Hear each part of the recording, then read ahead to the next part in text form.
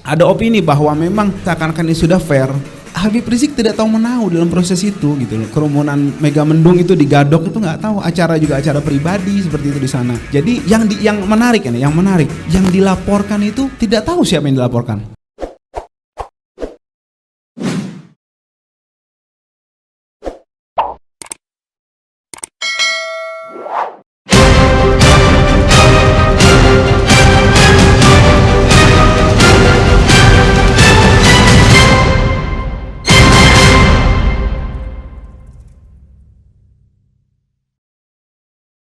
Kalau kita mendengar pemaparan Bung Kapitra bahwa seolah-olah proses hukum di ini negara itu berjalan normal ya, prosedur. Karena itu ya sudah kita ikuti saja prosedurnya, ada hak kok untuk membela dan lain sebagainya. Begini, itu sudah dijalanin kan? Ada asumsi bahwa prosedur hukum itu tidak benar. Ada alat uji, udah diuji pengadilan, pra peradilan kan? Lalu kalau kita tidak lagi punya kepercayaan, sedikit kepercayaan pada pengadilan, lalu kita adili sendiri di jalanan begitu, atau di pinggir kali, siapa yang punya otoritas untuk mengujinya? Ini kan ada lembaga, saya tidak lihat orang, ada lembaga yang diberikan mandat untuk itu. Jadi proses itu sudah diuji. Kenapa tidak salahkan putusan Megamendung coba? Ada yang berani nyalahkan. Dan denda cuma 20 juta. Sementara masing-masing 100 juta. Gak ada yang salahkan. Tapi yang masalahkan Megamendung. Coba kita review kembali Megamendung itu. Yang diundang HPIP itu adalah untuk undang pernikahan. Tapi untuk maulid, kan untuk semua orang. Jadi cobalah kita mencoba mulai fair, memperbaiki yang salah gitu. Sekarang kan permasalahannya apakah setimpal kesalahan itu dengan hukuman, itu aja sebenarnya yang dibicarakan. Tapi perbuatan hukumnya ada kok. Nah saya tidak mau terlalu dalam, bagaimanapun nggak ada juga Pak Rocky, ini secara moral gitu. Karena saya dulu punya moral sebagai pengacara Habib Rizik kan, nggak boleh dalam-dalam nih. Harus saya pegang juga kan. Tetapi saya banyak tahu lah. Oh, dulu Bung Kapitra pernah jadi pengacara Habib Rizik? Yes. Saya banyak tahu lah dengan Aziz nih. Pernah ya, one day ya, someday. Ya coba tanya Aziz lah, ya. Ya, saya banyak tahu lah apa yang tuan-tuan tidak tahu. Tetapi sebagai profesional tentu saya menyimpan pengetahuan itu buat diri saya sendiri atau buat bersama Adinda Aziz saja. dan itu etikanya yang malah dilegitimasi oleh undang-undangnya. Ya. Tetapi saya melihat ini proses sudah berjalan. Kalau tidak puas dengan proses ini, silakan juga menaik ke tempat lebih tinggi. Tidak ada harapan lain, percaya atau tidak percaya, kehilangan kepercayaan atau tidak kehilangan kepercayaan, proses ini harus jalan. Karena nggak ada lagi institusi lain yang bisa mengadilinya, kecuali ya institusi jalanan. Nah, kembalilah pada hukuman jalanan. Tapi bagaimanapun kopinya saya tidak pernah temukan sampai malam ini di meja saya. Okay. Terima kasih. Karena yang kita berikan adalah secangkir opini, bukan secangkir kopi ya. Opini itu ada di dalam. Saya bicara kopi, bukan Anda opini. semua. Opini sudah disampaikan, saya bicara kopi. Bung Aziz, Anda harus mempertanggungjawabkan karena yang merasakan apakah prosedur itu demikian nikmatnya dirasakan ataukah sebenarnya dari awal dirasakan tidak adil. Silakan. Baik, terima kasih. Yang pertama, saya tadi luruskan juga bahwa saya pribadi mengapresiasi yang memang Majelis Hakim yang mulia kasus kerumunan Megamendung dan Petamburan sudah putuskan, kita apresiasi. Terlepas dari saya pribadi dan tim serta Habib Rizik juga keberatan. Tadi saya sudah awal katakan poin-poin keberatannya. Kemudian menarik tadi barusan. Sekaligus mungkin sobat dan kerabat pengen tahu, ini kan JPU sudah banding. Ya. Itu Habib Rizik mau banding juga apa enggak? Silakan. Baik, kalau pertanyaan tersebut besok kita masih baru akan diskusi lebih lanjut dengan beliau dan tim. Mungkin setelah itu akan ada keputusan fixnya dan dilanjutkan dengan implementasi ke administrasi hukumnya seperti itu. Jadi yang beredar ini hanya respon-respon biasalah untuk menanggapi, tapi secara resmi belum. Kalau JPU kan sudah secara resmi hari Jumat mengajukan pernyataan bandingnya. Nah, kalau kita belum secara resmi. Itu kecenderungannya harusnya dari sisi saya pengacara atau kuasa hukum ya banding seperti itu, karena kan jaksa sudah banding. Tapi kita tetap harus menghormati Habib Rizik dan kawan-kawan sebagai klien juga seperti itu. Tapi nanti masukan-masukan kita akan pertimbangan kepada beliau dan kawan-kawan.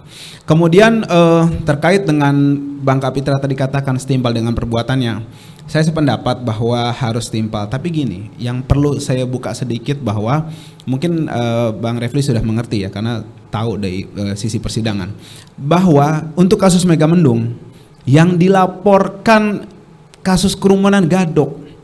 Jadi yang dilaporkan oleh si pelapor itu adalah ada kerumunan di Gadok, seperti itu. Sedangkan Habib Rizik itu dalam perjalanan mau ke Megamendung, tapi dalam perjalanan berubah simsalabim pelaporan itu jadi kerumunan Megamendung, dan tidak ada panitia dan tidak pernah direncanakan. Jadi kalau dikatakan atau ada opini ya, bukan Bang Kapitra maksud saya, yang lainnya juga ya seperti itu. Ada opini bahwa memang seakan-akan ini sudah fair. Habib Rizik tidak tahu menahu dalam proses itu gitu loh. Kerumunan Megamendung itu di Gadok itu nggak tahu, acara juga acara pribadi seperti itu di sana.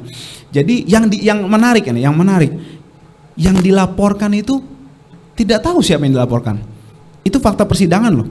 Ketika kita tanya sama pelapor, siapa yang Anda laporkan waktu itu? Saya tidak melaporkan. Apakah Anda laporkan Habib Rizik? Tidak. Dia hanya melaporkan ada kerumunan di Gadok, itu aja. Objek laporan nggak ada. Itu fakta yang menurut saya menarik. Artinya kalau kita memperbandingkan dengan kasus misalnya yang di Tegal seperti itu kan jelas dia mengundang gitu kan untuk mengadakan acara dangdut atau apa ya waktu itu ya, seperti itu. Artinya apple to apple-nya kurang pas lah seperti itu.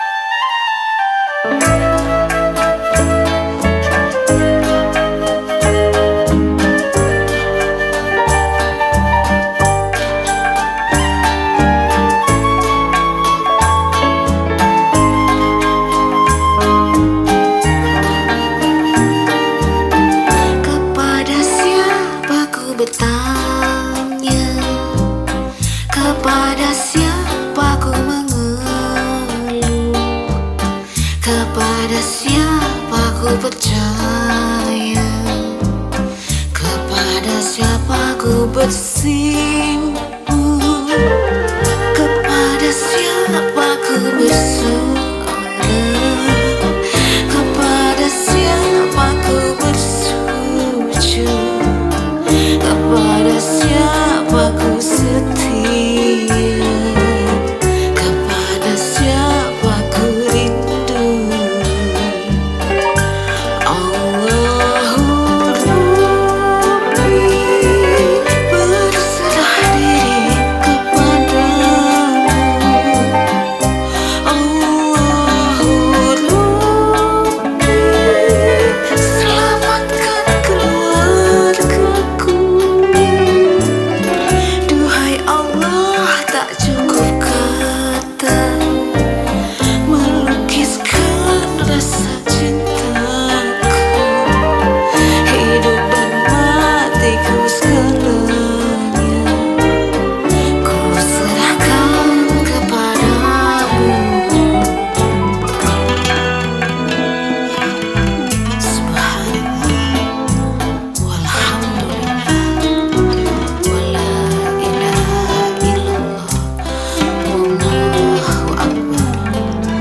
Subhanallah, walhamdulillah, wala ilaha illallah, wallahu akbar. Subhanallah, walhamdulillah, wala ilaha illallah, wallahu akbar. Subhanallah, walhamdulillah, wala ilaha illallah, wallahu akbar.